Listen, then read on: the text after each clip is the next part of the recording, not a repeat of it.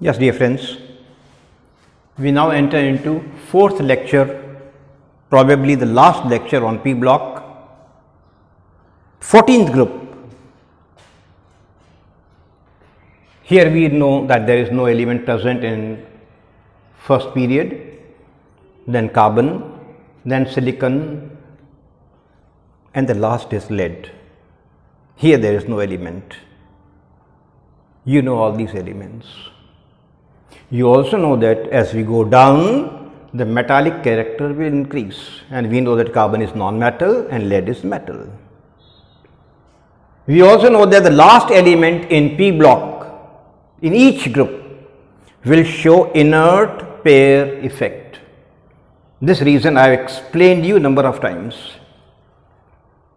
Therefore, lead will show +4, less common oxidation state, पर चूंकि वो s इलेक्ट्रॉन बाहर नहीं जा पाते हैं, एक्साइट नहीं हो पाते हैं, न्यूक्लियस खींचे रखता है, 2 ही इलेक्ट्रॉन अवेलेबल होते हैं. +2 is more common oxidation state in lead. Example के लिए लेड के 2 कंपाउंड्स मेरे पास में हैं, एक +4 वाला, एक +2 वाला. +4 वाला PbCl4 और +2 वाला PbCl2. यहां आपको दिखती है वैलेंसी 2, यहां दिखती है 4. टीचर कहता है ये ज्यादा स्टेबल है, हम उनकी बात मानते हैं, because we know that lead will show inert pair effect. +4 is less common, +2 is common. पर +4 बनता तो है, मार पीट के इलेक्ट्रॉन को आगे कर दिया पर सारा फिर पीछे आ जाएगा लपट के. So PbCl4 is unstable and readily changes to PbCl2 and chlorine थोड़ा सा गर्म किया PbCl2 बच जाएगा. मतलब ये क्या देता है आपको? Very strong oxidising agent chlorine. इसलिए PbCl4 को हम कहते हैं ऑक्सीडाइजिंग एजेंट. तो जो ज्यादा ऑक्सीडेशन स्टेट वाला होगा उसको हम कहेंगे ऑक्सीडाइजिंग एजेंट, जो कम वाला होगा उसको हम बोलेंगे ठीक उल्टा, रिड्यूसिंग एजेंट. याद रखें ये पॉइंट, आगे जाकर बहुत इंपॉर्टेंट हो जाएंगे 12th में. हायर ऑक्सीडेशन स्टेट में you are oxidising agent and lower oxidation state में यू आर रिड्यूसिंग एजेंट. अब आप कार्बन पर आते हैं, और ये मैंने आपको कार्बन कंपाउंड्स में सिखाया था. That carbon atom can show number of oxidation states. +4 से -4 तक या -4 से +4 तक पूरा स्पेक्ट्रम यूज करेगा ये. एग्जांपल दे रहे हैं फिर से 2-3. मीथेन मॉलिक्यूल न्यूट्रल है, कार्बन की ऑक्सीडेशन स्टेट देखना है, हमें नहीं मालूम है, हमने X लिख दिया. हाइड्रोजन हमें मालूम है +1 होता है, 4 बार मिला के +4 हो जाएगा. अभी हम 0 हैं, X की वैल्यू निकालने के लिए 4 को उधर कर देते हैं. कार्बन की ऑक्सीडेशन स्टेट मीथेन के अंदर -4 हो गई. पढ़ चुके हैं आप ये.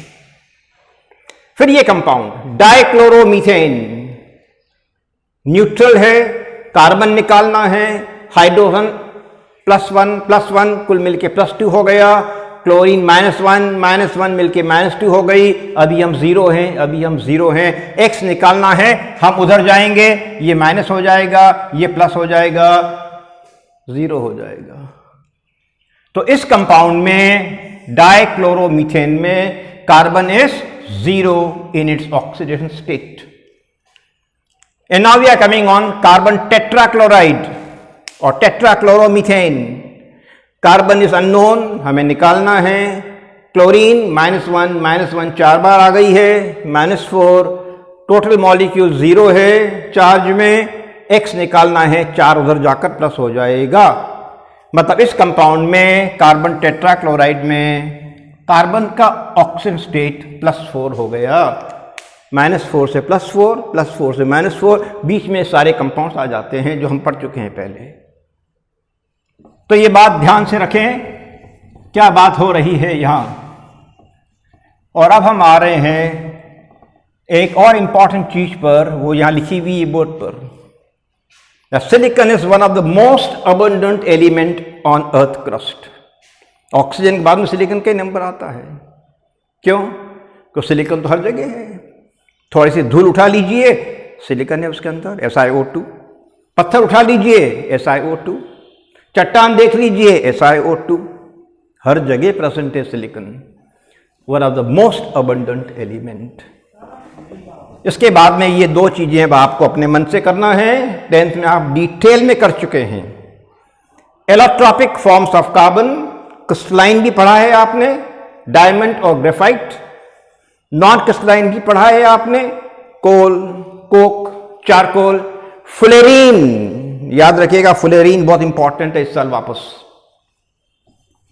एलोट्रॉप्स आप करेंगे बिकॉज 10th का पोर्शन पूरा आपने पढ़ लिया है। 10th में आपने पढ़ लिया है कार्बन के अंदर एक प्रॉपर्टी होती है, एक से एक कार्बन जुड़ जाते हैं, बड़ी चेन बन जाती है, कैटेनेशन।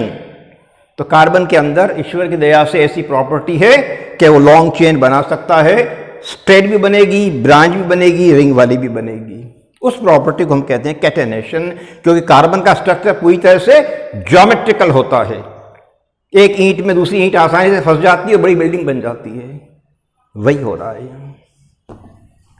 और सबसे बड़ी बात आ रही है, यह भी 10th में है, इस चैप्टर में आखिरी में दिया गया है वहां SiO4 विथ 4 नेगेटिव चार्ज, इसको बोलते हैं ऑर्थोसिलिकेट आयन। मैंने नाम सिखाए थे आपको, ortho, Meta, para. Orthosilicate ion, उसका स्ट्रक्चर है ठीक ऐसा जैसे अपन ने कहा था मीथेन का, टेट्राहीड्रल, डायमंड शेप। 1, 2, 3 और चौथे हिस्से पर ऑक्सीजन जुड़ी हुई है। 3 डायमेंशन का स्ट्रक्चर है ये। एक यहां है, एक यहां है, एक यहां, एक बोर्ड के पीछे है, और कुल मिला के 4 नेगेटिव चार्ज हैं। ऐसे स्ट्रक्चर को जो ऐसा बने और एक अंदर चला जाए, पीछे चला जाए, हम कहते हैं 3 डायमेंशन स्ट्रक्चर, 3D स्ट्रक्चर। ये 3 डायमेंशन वाला है। ऑर्थोसिलिकेट आयन का स्ट्रक्चर याद करें, टीचर पूछ सकते हैं। With this you conclude 13th and 14th group. कुछ चीजें आपको 10th की करना है, उसको अच्छी तरह से कर लीजिए। Keep it in your grip, everything will be fair and fine with you. God bless you.